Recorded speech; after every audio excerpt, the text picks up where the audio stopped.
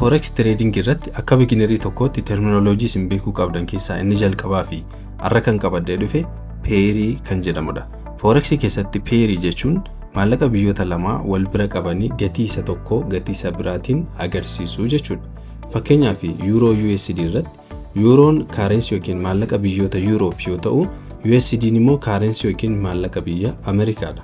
As kanatti Euro USD'n gabaa yookiin maarkeetiin arra sa'aatii ammaa kanatti irra jiru 1.10 yoo kan ta'e kana jechuun Euroon tokko doolaara Ameerikaa 1.10 dha jechuudha.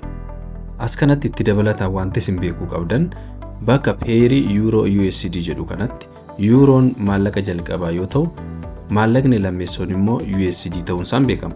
Haa ta'u malee as kanatti maallaqni jalqabaa Euroon base currency jedhamee kan waamamu yoo ta'u, maallaqni lammeessoo USD immoo quote currency jedhamee waamama.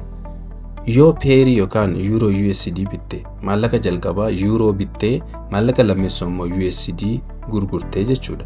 Yookaan immoo pairii kana yoo kan gurgurtu taate yookaan Euro USD kan gurgurte yoo ta'e maallaqa jalqabaa Euro gurgurtee maallaqa lammeessoo immoo USD bittee jechuudha. Kanaaf salphaadhumatti pairii jechuun wal bira qabinsa maallaqa gosa lamaati jechuudha.